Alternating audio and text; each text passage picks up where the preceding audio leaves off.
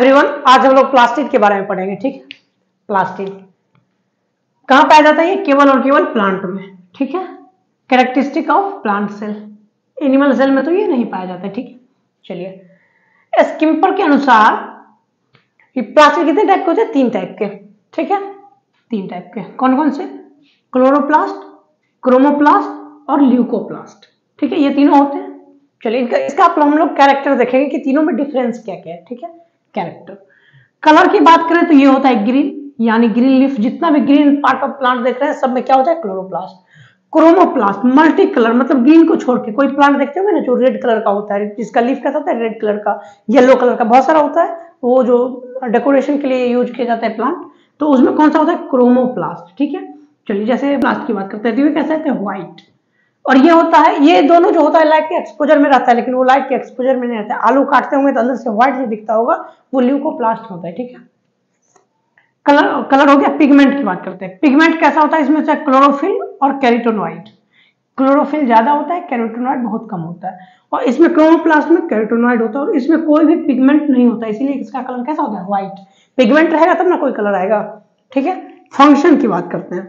Function इसका है photosynthesis. Green part का क्या काम है? फोटोसिंथेसिस। ये क्या करता है? Provide colour.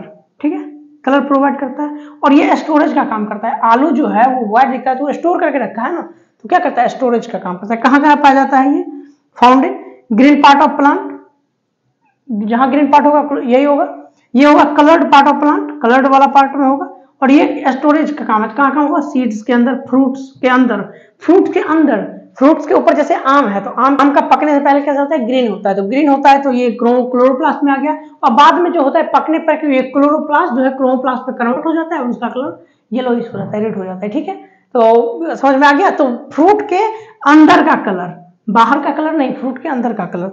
और पोटैटो हो गया। पोटैटो में देखे ही होंगे हम लोग, काटते होंगे तो दिखता होगा। ठीक है, ल्यूकोप्लास्ट में 3 टाइप के होते हैं। ठीक, ल्यूकोप्लास्ट कितने टाइप के होते हैं? 3 टाइप के। किसके आधार पे? स्टोर्ड मटेरियल के आधार पे। ठीक है, जिस तरह का स्टोर्ड मटेरियल होगा उस तरह का इसका नाम होता है। देखिए जैसे इलियोप्लास्ट, इसमें फैट और ऑयल स्टोर होता है। जिसमें फैट और ऑयल स्टोर होता है उसको क्या बोलेंगे? इलियोप्लास्ट। जिसमें प्रोटीन स्टोर होगा उसको क्या बोलेंगे? एल्यूरोप्लास्ट। क्या बोलेंगे? एल्यूरोप्लास्ट। और जिसमें स्टार्च यानी कार्बोहाइड्रेट स्टोर होगा उसको बोलेंगे एमाइलोप्लास्ट। ठीक है, चलिए अब साइज का बात करते हैं। तो सबसे बड़ा साइज जो होता है वो ल्यूकोप्लास्ट का होता है, उससे छोटा क्रोमोप्लास्ट, उससे छोटा क्लोरोप्लास्ट। लेकिन ल्यूकोप्लास्ट तो 3 टाइप का है। कौन कौन सा? इलियो, एल्यूरो और एमाइलो। तो सबसे बड़ा एमाइलो, उसके बाद एल्यूरो, उसके बाद इलियो। और ल्यूको तो सबसे बड़ा था तो इलियो बड़ा, उसके बाद फिर क्रोमो आता है। अगर सीक्वेंस में तीनों में पूछे तो ल्यूको, क्रोमो, क्लोरो, लेकिन सब दे दे तो एमाइलो, एल्यूरो, इलियो, क्रोमो और फिर क्लोरो। ठीक है, ट्रांसफॉर्मेशन देखिए। ल्यूकोप्लास्ट जो है वो क्रोमोप्लास्ट और क्लोरोप्लास्ट दोनों में कन्वर्ट हो जाता है। ल्यूकोप्लास्ट इसमें भी कन्वर्ट हो जाता है और ल्यूकोप्लास्ट इसमें भी कन्वर्ट हो जाता है। क्लोरोप्लास्ट जो है वो ल्यूकोप्लास्ट में भी कन्वर्ट हो जाता है। ठीक है, और क्रोमोप्लास्ट भी ल्यूकोप्लास्ट में कन्वर्ट हो जाता है। ठीक है, ये दोनों तो हो जाता है। लेकिन क्लोरोप्लास्ट जो है क्रोमोप्लास्ट में कन्वर्ट हो जाता है, जबकि क्रोमोप्लास्ट क्लोरोप्लास्ट में कन्वर्ट नहीं हो पाता है। अब एग्जांपल से समझिए। क्लोरोप्लास्ट कैसा होता है? ग्रीन। तो मैंगो जब कच्चा रहता है, आम कच्चा रहता है तो कैसा हो जाता है? ग्रीन रहता है। पक जाने के बाद उसमें कलर आ जाता है तो फिर वो ट्रांसफॉर्म हो जाता है। ठीक है, लेकिन इससे ये ट्रांसफॉर्म नहीं होता है। ठीक है, चलिए ल्यूकोप्लास्ट जो है वो क्लोरोप्लास्ट कैसे बनता है? आलू देखे हैं, आलू में कौन सा होता है? ल्यूकोप्लास्ट। लेकिन जब आलू लाइट के एक्सपोजर में आ जाता होगा तो ग्रीन दिखता होगा, तो वो इसमें भी ट्रांसफॉर्म हो जाता है। इसका स्ट्रक्चर देखते हैं, क्लोरोप्लास्ट का स्ट्रक्चर। ठीक है, तो इसमें भी 2 मेम्ब्रेन होता है, डबल मेम्ब्रेन प्रोटीन होता है। तो आउटर मेम्ब्रेन और इनर मेम्ब्रेन, दोनों मेम्ब्रेन के जो बीच का स्पेस होता है उसको बोलते हैं आउटर कंपार्टमेंट या आउटर चेंबर। ठीक है, और उसके अंदर जितना स्पेस दिख रहा है इसको बोलते हैं इनर कंपार्टमेंट। और इसमें होता क्या है? स्ट्रोमा। बहुत सारा ये डॉटर फ्लूइड दिख रहा होगा, इसको स्ट्रोमा बोलते हैं। ठीक है, चलिए ये जो इनर मेम्ब्रेन का एक्सटेंशन दिख रहा है इसको बोलते हैं इन्वेजिनेशन ऑफ इनर मेम्ब्रेन। ठीक है, चलिए इसी से बनता है ये सब जितना स्ट्रक्चर दिख रहा है। क्या बोलते हैं अभी बताते हैं। ये जो जितना स्ट्रक्चर दिख रहा है इसी से होता है। ये जो गोल जैसा दिख रहा होगा इसको बोलते हैं ग्रेनम। क्या बोलते हैं? ग्रेनम। और बहुत सारा मिलके बोलता है ग्रेना। क्या बोलते हैं? ग्रेना। ठीक है, चलिए ये एक जो है ग्रेना है, बहुत सारा मिलके क्या? एक जो है ग्रेनम है और बहुत सारा मिलकर ग्रेना, सिंगुलर जो है वो ग्रेनम और प्लुरल ग्रेनम, ठीक है। चलिए थैलेक्वाइड, ठीक है, क्या बोलते हैं thylakoid, granal thylakoid, granal thylakoid भी बोल सकते हैं और थैलेक्वाइड भी। और दो एक ट्यूब दिख रहा होगा, बहुत सारा है ना ये कनेक्ट करने के लिए ट्यूब, ये ट्यूब दिख रहा होगा ना, ये ट्यूब को बोलते हैं स्ट्रोमल थैलेक्वाइड। देखिए ये ग्रेनल है तो कुछ अलग नाम देंगे ना इसको, स्ट्रोमल, चलिए ठीक है, इसको फ्रेट्स भी बोलते हैं। चलिए हो गया। और क्या क्या होता है इसमें, राइबोसोम होता है कितना इसका 70 इसका, राइबोसोम होता है कितना इसका 70 इसका, ठीक है। और क्या होगा इसका अपना आरएनए होता है और डीएनए भी होता है, और कुछ ग्रेन्यूल्स होते हैं जिसको होते हैं ऑस्मोफिलिक ग्रेन्यूल्स, ठीक है, क्या बोलते हैं ऑस्मोफिलिक ग्रेन्यूल्स।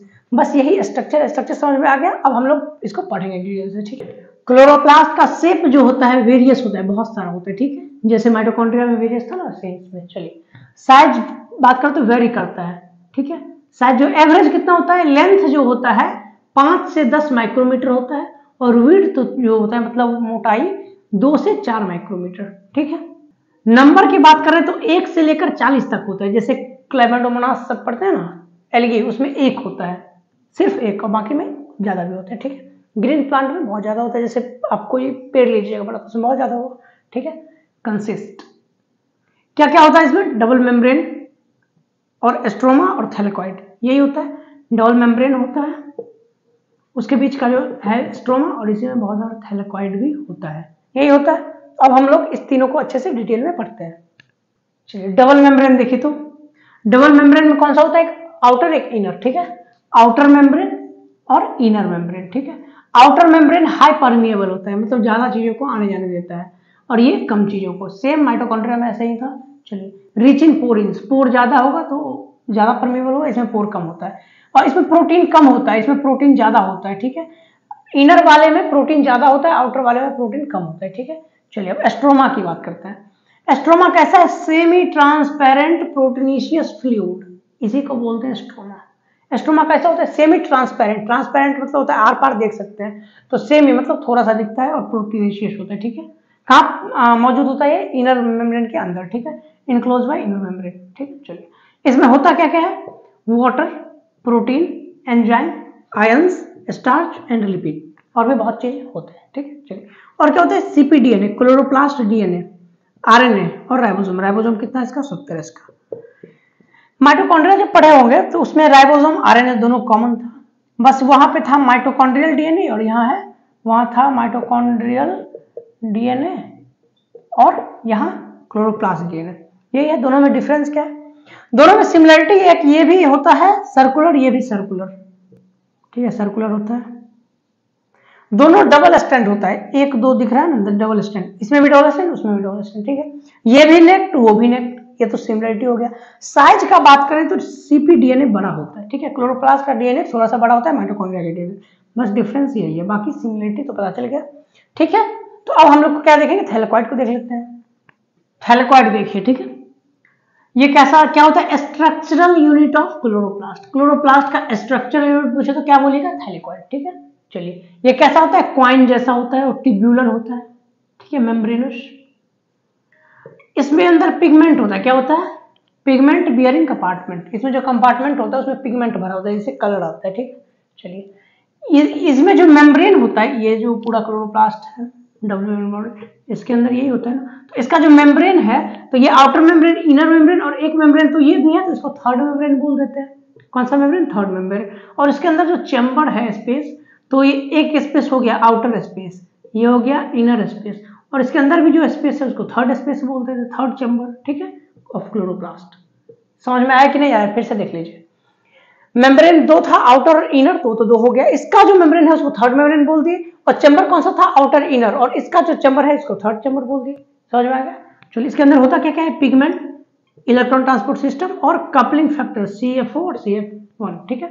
चलिए ये जो है हम लोग फोटोसिंथेसिस में देखेंगे, अभी देखेंगे तो कंफ्यूज कर जाइएगा, बता देंगे, ठीक है, जब फोटोसिंथेसिस आएगा तब हम बता देंगे। और ये कैसा होता है, लाइट रिएक्शंस का साइट यही होता है, ठीक है, लाइट रिएक्शन मतलब फोटोसिंथेसिस, फोटोसिंथेसिस का साइट कौन सा होता है, यही, कौन सा, थैलेक्वाइड, ठीक है। थैलेक्वाइड जो होता है वो 2 फॉर्म में होता है, ठीक है, 2 फॉर्म। कौन कौन सा, एक होता है स्टैक्ड फॉर्म और एक होता है अनस्टैक्ड फॉर्म, ठीक है, स्टैक्ड और नॉन स्टैक्ड। देखिए बहुत सारा है एक ग्रुप में, तो बोलेंगे स्टैक्ड, और जहां सिंगल रहेगा उसको बोलेंगे अनस्टेक्ड। ठीक है, तो स्टेक्ड जो है कैसा होता है, कॉइन जैसा होता है। ठीक है, कॉइन लाइक है ना, कॉइन जैसा है। ठीक है, ग्रेनल थैलेकॉइड बोलते हैं इसको। और ये ट्यूब जैसा है, टिब्यूलर, इसको बोलते हैं एस्ट्रोमा लेमला या फ्रिट्स, बताए थे ना, एस्ट्रोमल थैलेकॉइड भी बोले थे। ठीक है, चलिए अब इसके बीच का जो स्पेस है उसको बोलते हैं लोक्यूल्स। क्या बोलते हैं, लोक्यूल्स। ठीक है, या हाँ लोक्यूल्स। इसके बीच का जो स्पेस इतना दिख रहा है इसको क्या बोलते हैं, लोक्यूल्स। और ये चैनल के बीच का जो स्पेस दिख रहा है इसको बोलते हैं फ्रेट्स चैनल। ठीक है, ये ट्यूब के बीच का जो स्पेस है ना इसको फ्रेट्स चैनल। दोनों मिला क्या होगा, इंट्राथैलेकॉइडल स्पेस। ठीक है, थैलेकॉइड के तो अंदर ही है ना, इंट्राथैलेकॉइडल स्पेस। इतना समझ में आ गया। चलिए अब क्लोरोप्लास्ट जो है वो नया बनता कैसे है, क्लोरोप्लास्ट नया कैसे बनता है, तो डिवीजन से। जैसे माइटोकॉन्ड्रिया बना था ना, एक क्लोरोप्लास्ट है, डिवाइड किया, दो बन गया। ठीक है, समझ में आ गया, डिवीजन से बनता है। बाइनरी फिजन, फिजन बोलते हैं, फ्यूजन होता, फ्यूजन का मतलब होता है दो जुड़ के एक बन गया फ्यूजन, और फिजन का मतलब टूट के दो बन गया। समझ में आ गया, तो फिजन से बनता है, फ्यूजन से नहीं, फिजन से। ठीक है, ठीक है, तो आज का क्लास हम लोग यहीं तक रखते हैं। क्लोरोप्लास्ट खत्म हो गया, अगले क्लास में और हम लोग इसका न्यूक्लियस वगैरह जो बचा हुआ है वो देख लेंगे। तो आप लोग वीडियो को लाइक कर दीजिए, चैनल को सब्सक्राइब कर दीजिए और शेयर कर दीजिए जितने भी आपके दोस्त हैं। ठीक है, तो बाय बाय, टेक केयर।